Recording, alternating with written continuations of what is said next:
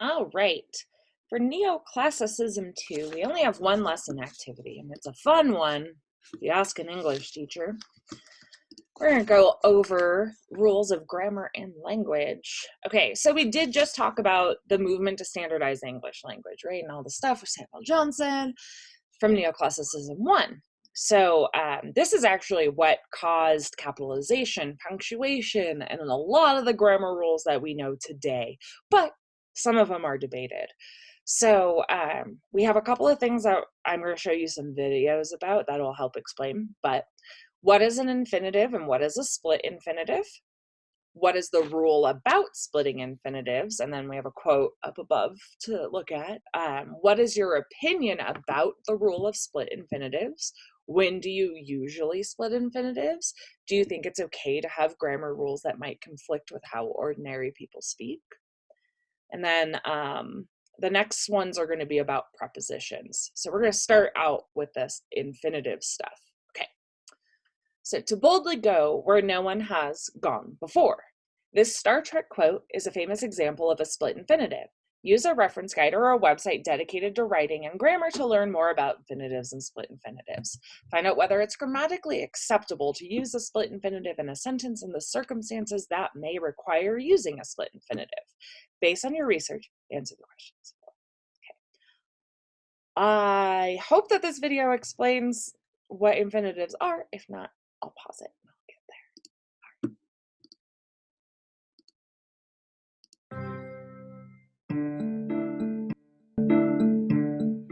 I'm going to talk to you about how and why you should avoid split infinitives in your writing. And I can't talk about split infinitives without thinking about the Star Trek TV show. You may know the famous phrase, to boldly go where no man has gone before. It's a great TV show, but a grammatically incorrect phrase, and I'll show you why. So a split infinitive happens when we have an infinitive form of a verb, like to go. Just real fast. So an infinitive is any verb when you put to in front of it. That makes it an infinitive. So any action word, verbs, put to in front of it, now it's an infinitive. So that's what she's saying. So to go. To go is the infinitive, go is the verb. And then it is split, and she'll continue to talk about that. Broken up by an adverb, like boldly. So you can see in this case, to boldly go creates a split infinitive. The way to fix this is to simply rearrange the words so that your infinitive stays together, to go, and boldly, your adverb, comes after the infinitive. I like to think of infinitives as being connected by super glue. You want to keep them stuck together so that nothing comes between them. And the adverb can typically go after or even sometimes before.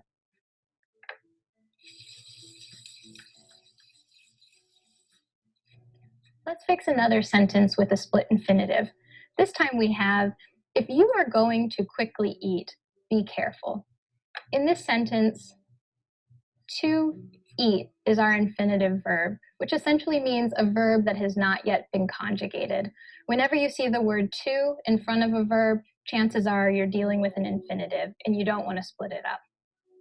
In this case, our infinitive is split up by the word quickly. So how do we fix this? Well, it's a simple rewrite.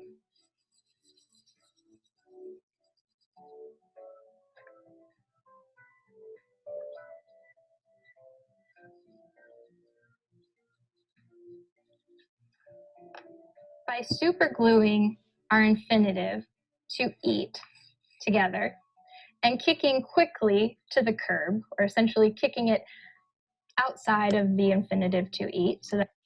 All right. Get the idea, right? So an infinitive is a verb form. It's a verb with to in front of it. It's just a unconjugated form of a verb. That's all you need to know. A split infinitive is when you put an adjective or an adverb in between the to and the verb. Okay. So an infinitive is an unconjugated verb form starting with to, and a split infinitive has an adjective or an adverb placed in between to and the verb. The rule about splitting infinitives is that you shouldn't do it, and you already saw how to rewrite the quote above because the video covered that. And then you have to answer this yourself. I can't give you your opinion about something. So go ahead and answer that question on your own. I'm sure you have very strong opinions about infinitives now. Okay. All right, read the following famous quote by Winston Churchill, the Prime Minister of Great Britain in the mid-20th century. Ending a sentence with a preposition is something up with which I will not put. So you need to know what prepositions are in ending sentences with them. Guess what? I have a video, and then we're going to learn about this. So, what is the rule about ending sentences with a preposition? What is your impression of Churchill's sentence? You have to answer this by yourself. But again, listen to me read this. Ending a sentence with a preposition is something up with which I will not put. Okay, that should sound weird to you. And then what's your opinion on the rule? So I will help you with question 1 by playing another video. Ending sentences in prepositions a la joie. All right, Penelope's never had this kind of problem before. She contracted mono, better known as the kissing disease, from the boys she's been after. Now she's stuck at home watching soap operas and wondering whom Johnny could have caught mono from. Penelope is busy puzzling over the identity of the other woman in Johnny's life, but should she be worrying more about her prepositional usage? Well, here's the grammar rule on ending sentences in prepositions. It's totally cool to do so, as long as that preposition is necessary and indispensable. All right, what does necessary and indispensable look like? Well, Anna's family is unpacking from a recent move. Her mom asks, which box is the TV remote in? That in is necessary and indispensable. Without it, the question doesn't make much sense. Jimmy plans to ride in the Mongol Rally with his 3 best friends. The guys are psyched.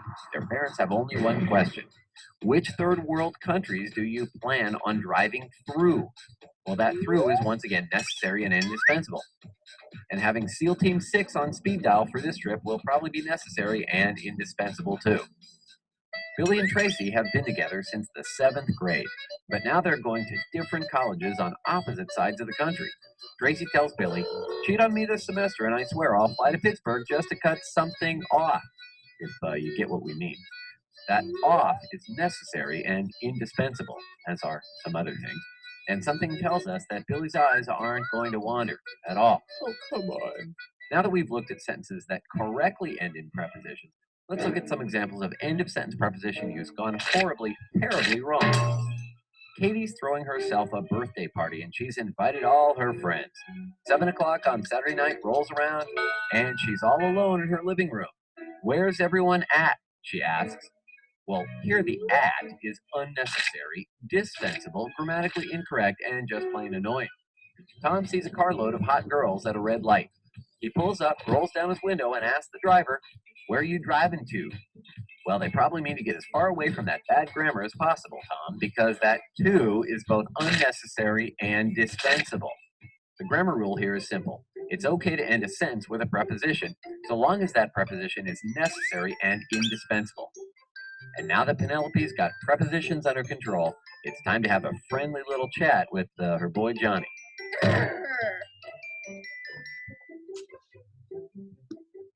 Oh, come on. Okay.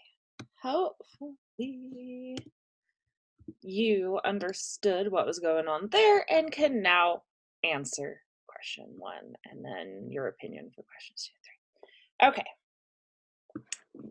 I don't have a video for this one, I guess, because I'm really good at explaining this. Okay. Cool. I think does the rule indicate what form to use in the caption?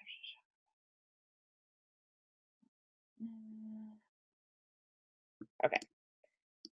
You have an assignment to proofread your school website, which includes image captions and posts made by fellow students. Many of the captions say something like, "This is a picture of my best friend and I at a basketball game." You know that me should be used after the preposition of, because you would say a picture of me, but you are not sure if you should change such captions. Okay, so I and me.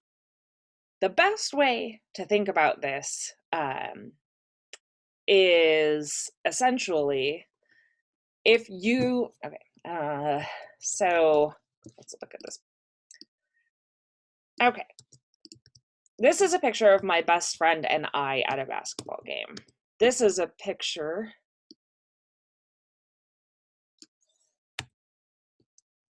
Okay, this is how I usually would determine which I would use. Okay, so this is a picture of my best friend and I at a basketball game.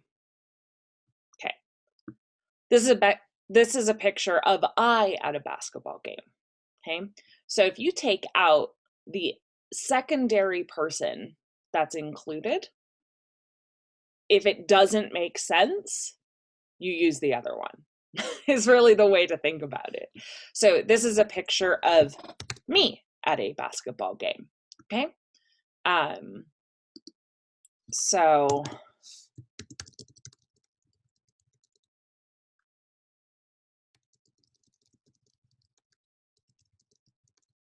my best friend and me went to a basketball game. So because my best friend is the added part, right? If I put that in and I just say, me went to a basketball game. Okay, well, no, that's not how we talk. So this would be, I went to a basketball game. Okay, so anytime you're trying to figure out if you should use I or me, take out the other person, and if you sound like an actual person speaking, that's probably right. Yeah. So does the rule indicate what form to use in the caption shown above? Yes, it does. Okay, let's see if I can find something that actually, hey, look. Let's see. Let's try this one. This is really long. Let's maybe try this one. It's a little shorter. Sorry, I'm just trying to find a short one. There we go. The most confusing mistake in English grammar, using I or me. Do you think you're good at English? No matter how proficient you are, I'm sure you continue to come across new words, grammar references, or usages which, though appear technically right, are big-time bloopers. And for those who are still getting a grip of the language, what can I say? Welcome to the club. So one of the most commonly made mistakes in English is the confusing confusion between using I or me. How would it sound if someone were to say, me love you, or me am ready? Or if your friend were to ask you, are you following I, or give it to I? I'm sure your friend's going to instantly ask you, who's Mr. I? Here are some rules that will help you choose between I and me. Rule number 1, I is nominative, whereas me is accusative. The nominative case is used for the subject of the verb, which means the word which denotes who or what does what the verb says. The accusative case marks the object of the verb, which means the word which receives the action of the verb. In the sentence, he loves me, he is nominative and me is accusative. Don't get it? Okay, let's make it simple with rule number 2. I is used as the subject pronoun, whereas me is used as an object pronoun. We know that I and me are pronouns. The subject pronoun is used to refer to the one that does things. Like in the sentence, he saw me, he is the subject pronoun. The object pronoun is used to refer to the one who has the things done to him.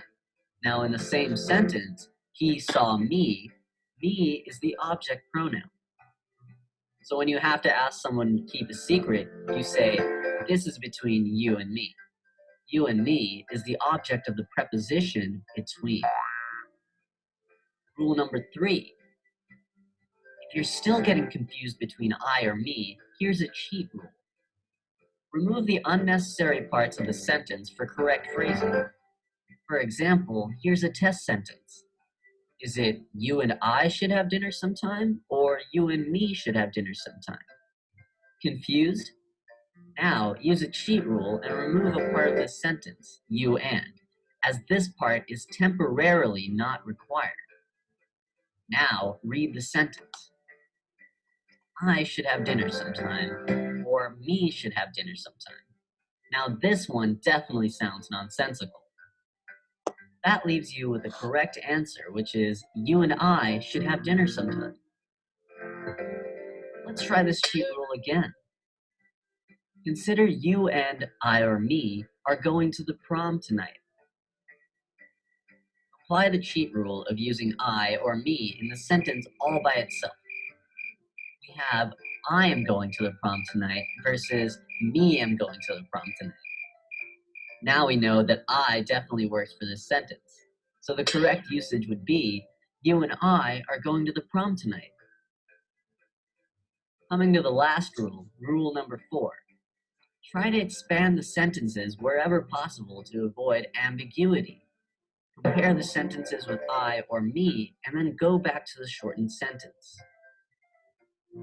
Look at this sentence. Is it, Mom likes ice cream more than me, or Mom likes ice cream more than I? Not sure? Write down the complete sentence by expanding it. It has to be either Mom likes ice cream more than I like ice cream, or Mom likes ice cream more than I like ice cream. Isn't the answer obvious? Now, go back to the correct shortened sentence, which would be, Mom likes ice cream more than I. Simple, right? Now, let's keep these secret rules for using I or me between you and me.